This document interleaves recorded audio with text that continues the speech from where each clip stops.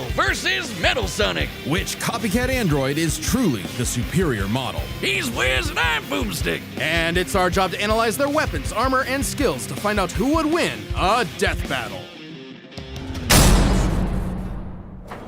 There's a monster stalking Gingertown.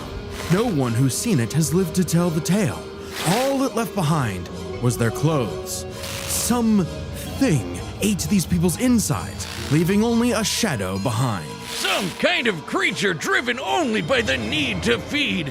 Earth's new apex predator, the ultimate life form. The Namekian Piccolo went to investigate this manslayer and discovered that it was intelligent. Its tail could unravel to absorb its hapless victims and add their energy to its wretched gestalt. But the nightmare was only just beginning, because for its last trick, somehow this freak of nature knew the Kamehameha. The mystery of this creature's origin was decades in the making.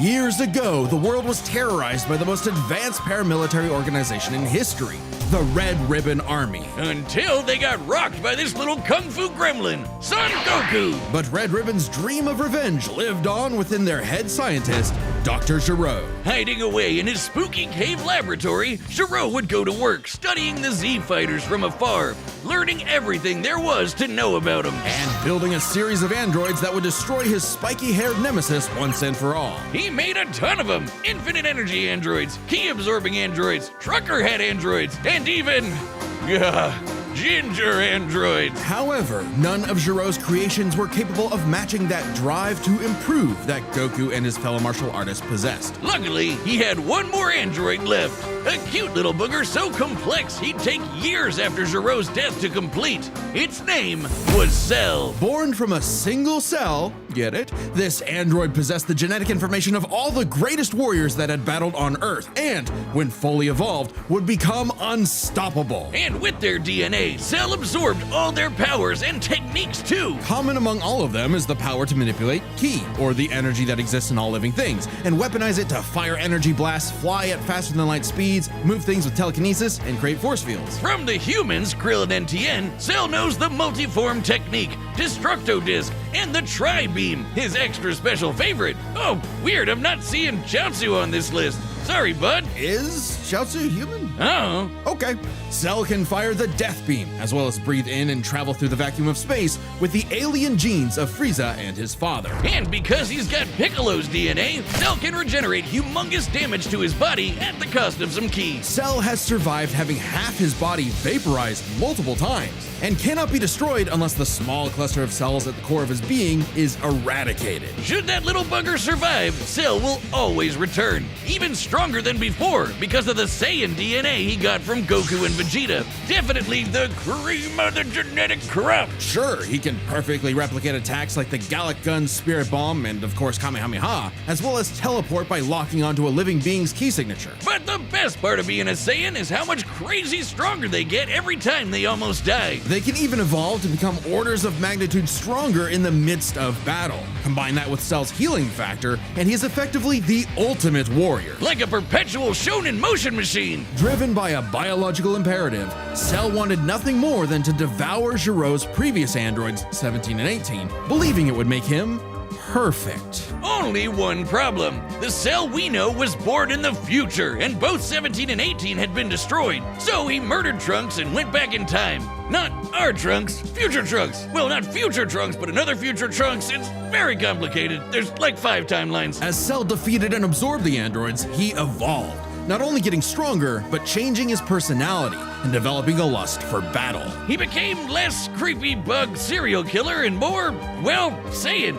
After exploiting that very Saiyan arrogance and warrior's pride, Cell finally became perfect. And easily dominated Trunks and Vegeta, the latter of whom had decades of battle experience under his belt. Perfect Cell's power was off the charts. He could threaten the whole Earth just by powering up. With a full power Kamehameha, he was even capable of destroying our entire solar system. While the vast majority of our solar system's mass is located in the sun, this still means that Cell's ki wave would have to reach 2.8 billion miles to eradicate every planet. But Wiz, maybe he was just exaggerating. Not likely. Cell's claim has been backed up in multiple guidebooks and even demonstrated outright in the video games. Cell's even stronger in the anime adaptation, considering the time Frieza blew up Namek. In the anime, the explosion was literally hundreds of light years wide and lit up the friggin' galaxy. And Cell was far stronger than Frieza was at that point in time. Hell, the Namekians could sense him all the way from a different galaxy and thought he might be a threat to the whole universe. He's also incredibly fast, capable of blitzing even the strongest Z fighters at the time. Goku flew from Grand Kai's planet of heaven all the way to hell,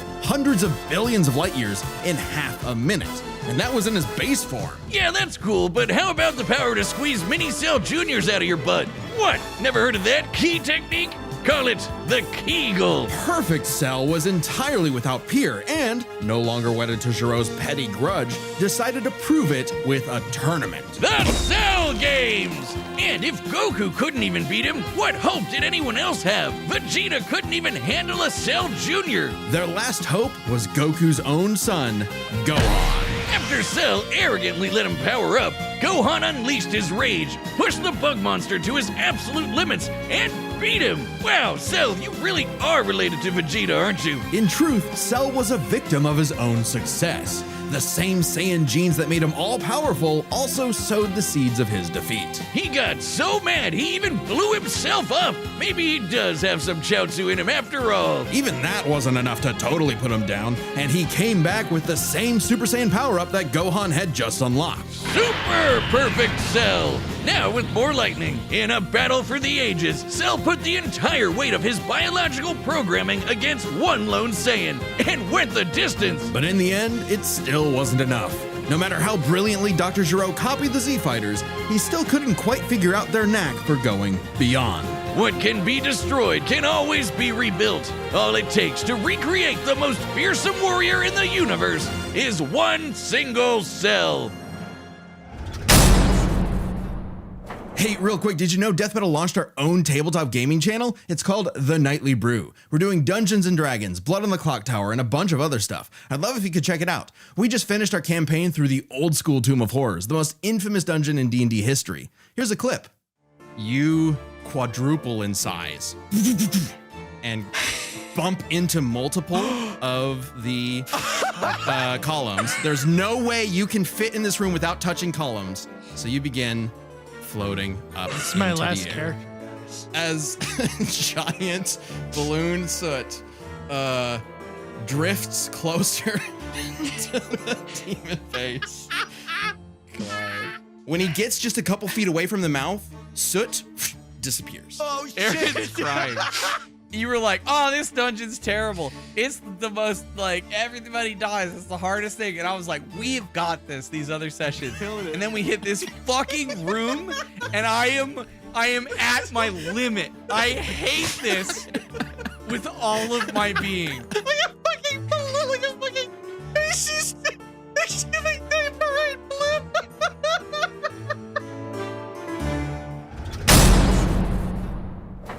Time and again, the world and its cuddly forest critters were threatened by the evil and oval Dr. Ivo Eggman Robotnik. And time and again, that same world and those same critters were saved by Sonic the Hedgehog. No matter how many robotic badniks the good doctor threw at his blue spiky nemesis, his schemes were always 6 spin jumps to the glowing weak spot away from getting cracked and scrambled. But it wouldn't be over easy for Eggman. If he couldn't defeat the Blue Blur, he would make his own, Metal Sonic. Well, 0 points on creativity for that name, but goddamn, he does look metal as hell. They say imitation is the sincerest form of flattery, so Eggman built Metal with more than enough blast processing to match his prototype. Metal can zoom around at massively hypersonic speeds, fast enough to fly to nearby planets in seconds. He's tougher than Eggman's standard equipment, some of which can survive black holes. Metal can use all of Sonic's power-ups, and even replicate his classic spin dash and light speed attack. But he's got moves of his own. He can attack with energy blast, fire a chest laser, surround himself in an electric aura, or an impenetrable force field. By overloading his circuitry with energy, Metal can activate V maximum overdrive, quadrupling his acceleration and obliterating anything in his path. at the risk of self-destructing. You'd think all that'd be enough to turn the rodent into roadkill, but it only took one showdown on Stardust Speedway to send Metal to the scrap heap. On paper, Metal should be able to outmatch Sonic in every way, and yet he doesn't. For some reason, Eggman wasn't able to capture that ineffable quality that makes Sonic the fastest thing alive. Metal's defeats at the hands of Sonic and his friends sharpened his AI into a seething hatred of his rival and a burning desire to prove himself superior. Yeah, well, when you're getting your supersized red ass handed to you by Charmy B, you know something's gone horribly wrong. Metal's defeats gave him an existential crisis. If he was created to surpass Sonic and couldn't even manage that, what was he? Why should he exist? Never one to admit defeat, Eggman took Metal back to the drawing board and birthed him anew. This Neo Metal Sonic was, above all, far smarter. Especially after he copied Eggman's intelligence and took over his empire. And we mean literally copied. If Metal started as Sonic's copycat, why not hunt all of his furry friends down and copy them too? Neo Metal Sonic is equipped with scanners in his optic receptors that can copy a person's biodata, giving him the ability to recreate all of their abilities in seconds. Like the Sonic Boom, Knuckles' Hammer Punch, Tails' magical swiveling asshole, and Big's ability to suck at fishing. Metal isn't just learning their moves, he can replicate more esoteric powers like Silver Psychokinesis, manufacture Rouge's mechanical bat guards, or alter his very biology to copy Espio's chameleon invisibility. It's worth mentioning that biological data is a real scientific term and can refer to molecular structures like the genome sequence within a living organism's DNA. Yeah, his copying is so busted, it doesn't really matter that he's a robot made of metal.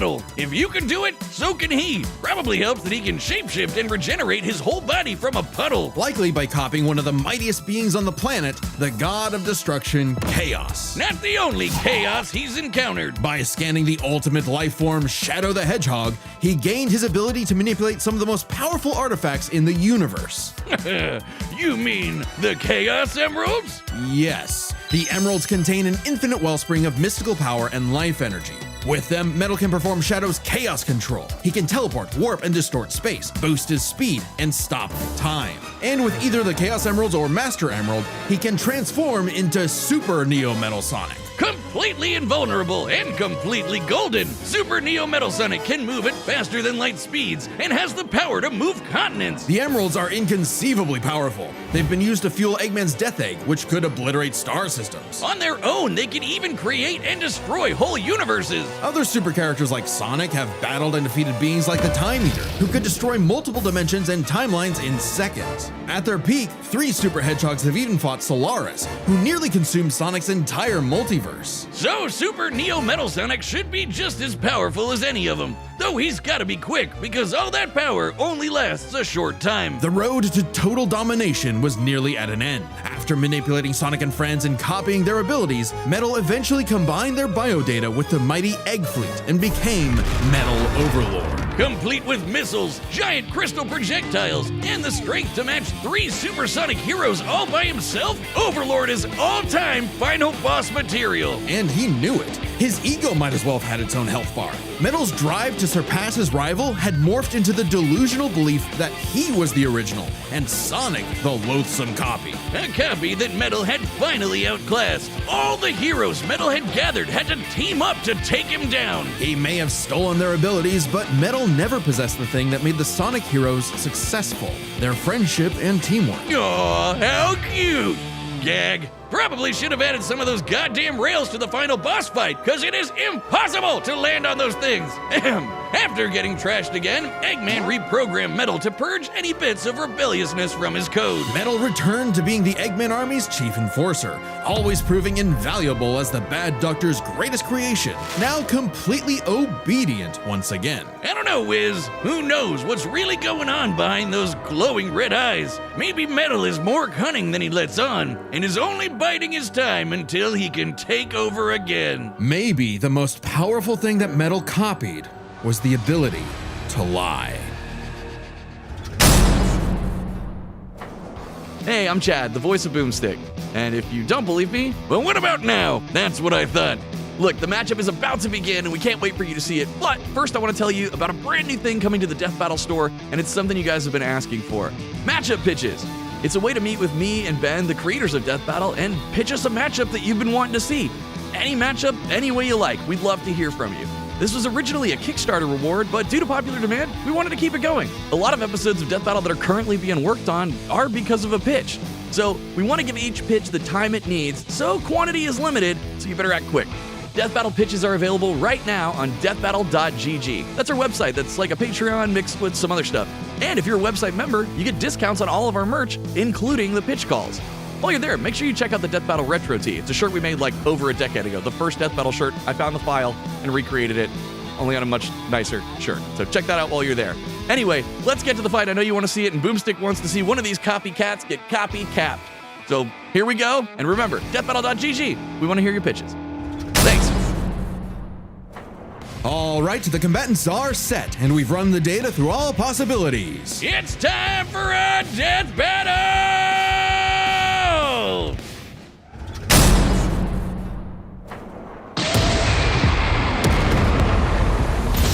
Salutations, Dr. Robotnik. Your reputation precedes you.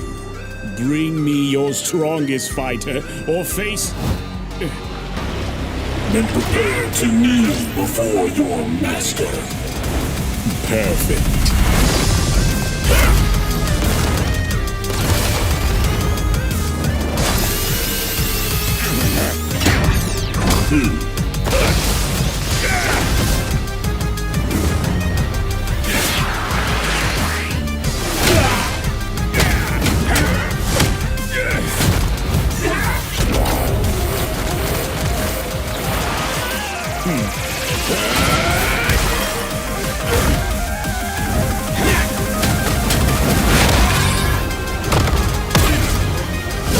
Tell me, does a machine like yourself ever experience fear? Not anymore!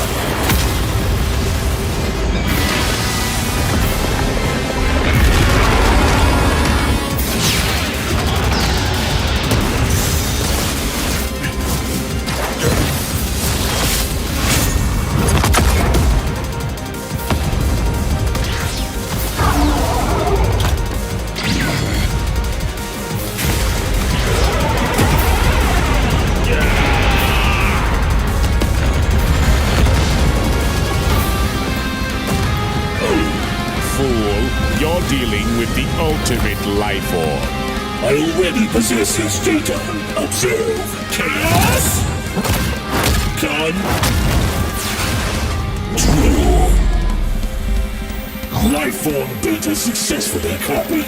Scum!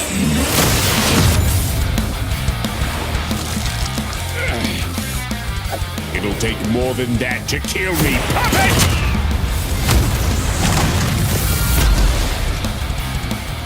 I know.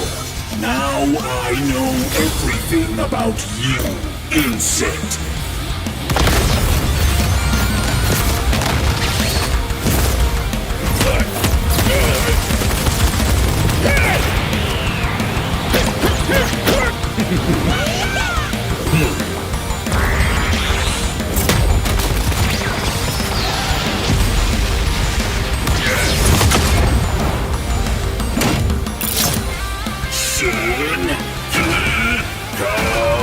Don't you dare.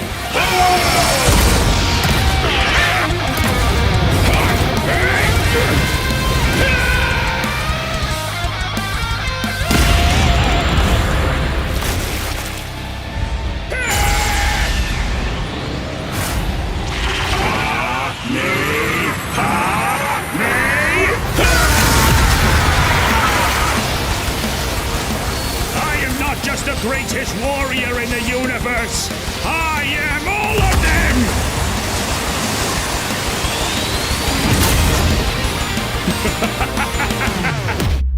If you are all of them, then so am I.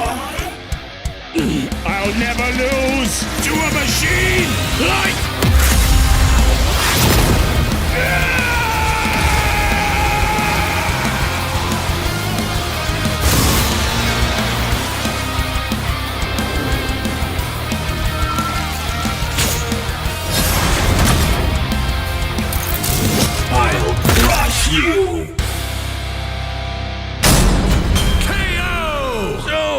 now Metal's got all the powers of the Chaos Emeralds and the Z Fighters? Well, that world's fucked.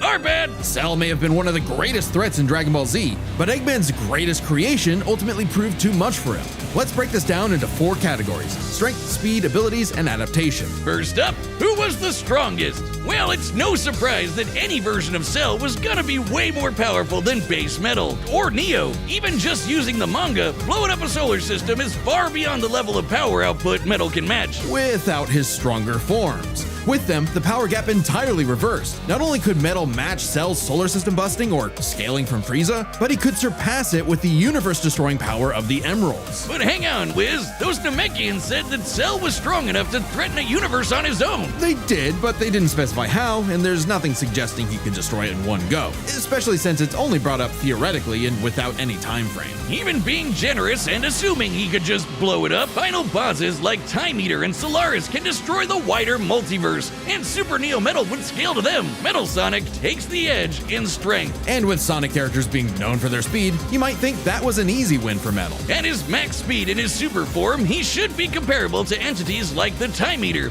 who in Shadow Generations can destroy entire universes in seconds. By using the radius of the observable universe, we can estimate the Time Eater's destructive wave traveled at about 180 quadrillion times faster than light. Certainly impressive, but let's compare that to Goku's flight from heaven to hell shortly after the Cell games, which covered roughly a universe in distance at approximately 180 quadrillion times faster than light. Hey, just like Time Eater. The difference, though, was that Goku was in his base form, way slower than Super Saiyan 2 Gohan or Super Perfect Cell. Factoring in Super Saiyan multipliers, Super Perfect Cell can move upwards of 100 times faster than that, and so 100 times faster than Metal Sonic. Somehow, Cell takes the edge in speed.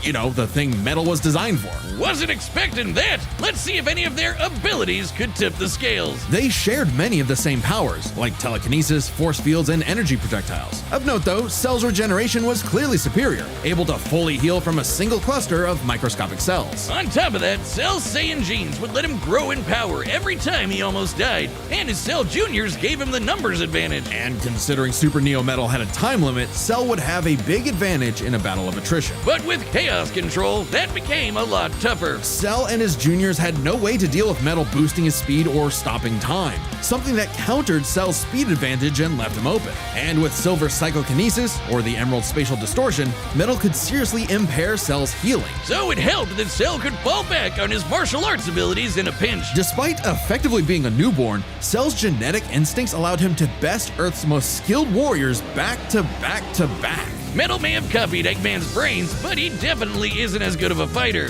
The Sonic heroes haven't trained like the Z fighters, and Metal's been beaten by all of them a bunch of times. So all that in mind, abilities is roughly a wash. Which leaves us with the one thing they're both known for: their capability to evolve and become more powerful in response to their opponents, aka their adaptation.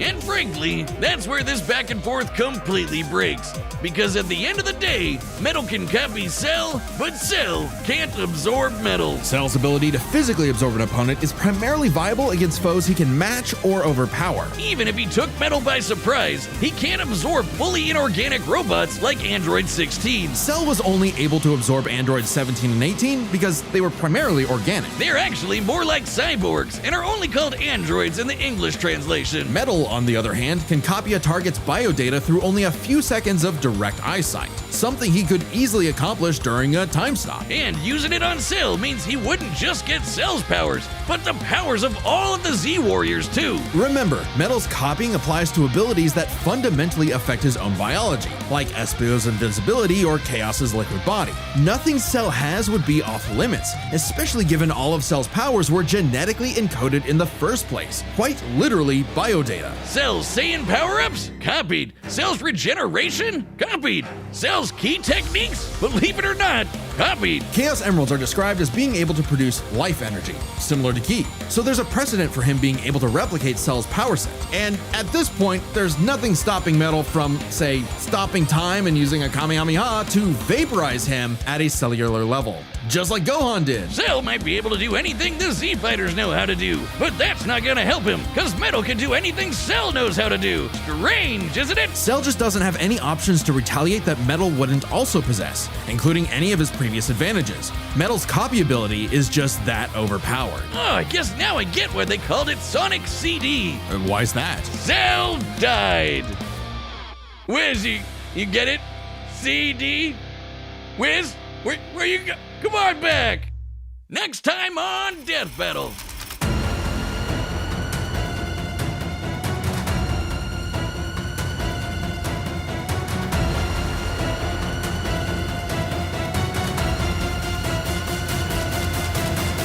Subscribe and join as a member to see more Death Battle. Thanks for watching.